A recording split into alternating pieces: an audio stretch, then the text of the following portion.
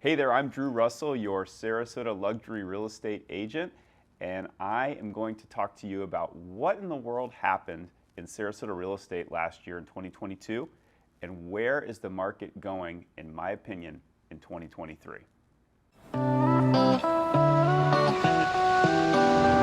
So what the heck happened in 2022? It was one of the craziest years in real estate history.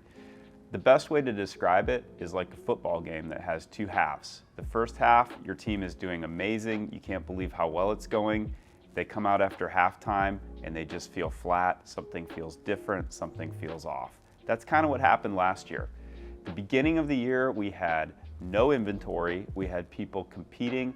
I had over 20 offers at a time on some listings. People paying hundreds of thousands of dollars over list price. You all saw the headlines, you saw what was happening, and if you were a home buyer, I feel bad for you during that time. It was rough. Then the second half of the year comes. We have Hurricane Ian. We have soaring inflation. We have the Fed changing the interest rates almost what seemed like every week. And all of a sudden, the market completely inverted and we started gaining inventory and the market decelerated. Did that cause a crash? In my opinion, no. But take a look at this graph and tell me what you think. If you look at this chart, you can see that back in February, about a year ago, we were absorbing listings at almost twice the pace that they were coming on. So for every one property that came on the market, there were two sales. And you didn't really see something change until May or June.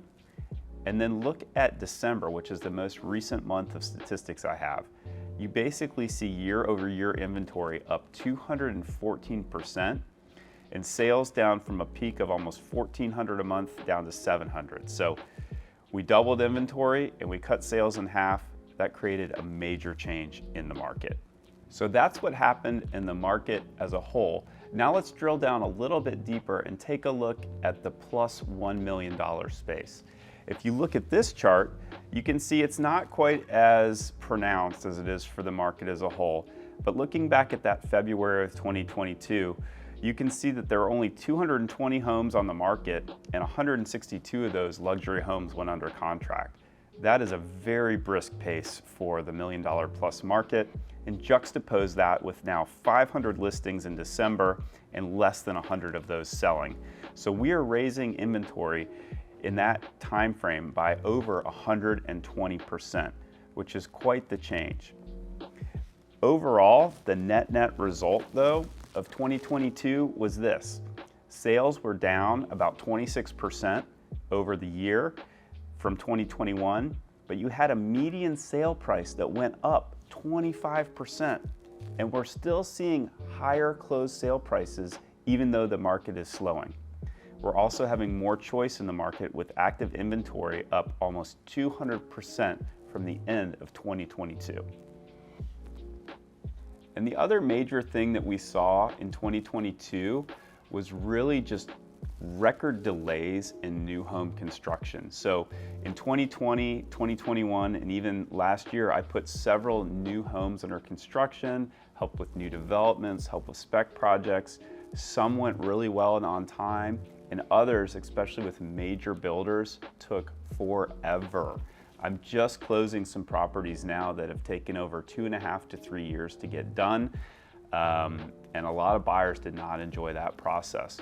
What we're gonna see now is more of these new construction homes that are selling and closing coming back onto the market because life has changed so much for the buyers, and that's gonna create some good inventory that's gonna be absorbed as well. So, looking forward, what are my predictions for 2023? So take a look at this graphic here. This is the 7-day MLS statistics chart for the prime markets that I follow. And my first observation for 2023 is as of January and early February, our market is still on fire. We had 262 new listings come on. This is our peak listing season. And during that same time period, we had 281 properties sell. So that's a net inventory loss of 20 units. So we're still at historically low inventory levels, and we're actually seeing the market completely absorb all the listing bonanza that's coming to market. That is completely crazy, and I don't think a lot of people expected that. I'm seeing that change in headlines now, where people are saying that the market is moderating or the price deceleration that happened might all be behind us. The second big thing that I think you're going to see is a complete continued boom in population growth in our area. Think about all the people from the western states that are coming here. They want to see sunsets, they want the beach lifestyle, they want what we have to offer, and that is going to be the stretch between Tampa and Naples that's going to continue to grow. And with that growth, we're going to continue to see a lot of eastward development. So I think the eastern communities are going to stay really hot in 2023. The other reason for that is because all the experts are saying right now that we are still way undersupplied in housing inventory. Look at this slide from Bank of America.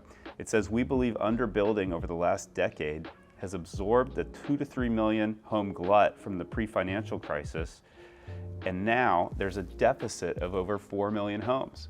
So we are still short in supply. And if you look at the next graphic here, these are all the major economic houses saying what they think our housing shortfall is. So we're going to continue to see growth in our area, whether you like it or not. And the last big thing that I see in 2023 that is going to be a game changer for our industry is property insurance. If you're buying on the water, if you're buying something luxury, if it's not new or in a flood zone, insurance is a big challenge in the aftermath of Hurricane Ian. And I think that this will get better, but it might get worse before it does. So that's going to be another big challenge this year. But so far, everything I'm seeing is that 2023 is going to be a year probably pre-COVID like, compared to 2018, 2019. Good markets, a little bit more selection, but still moving very quickly. That's the way I see it. That's the Russell recap, wrapping up 2022. I hope you enjoyed it, and if you ever want to talk real estate, give me a call.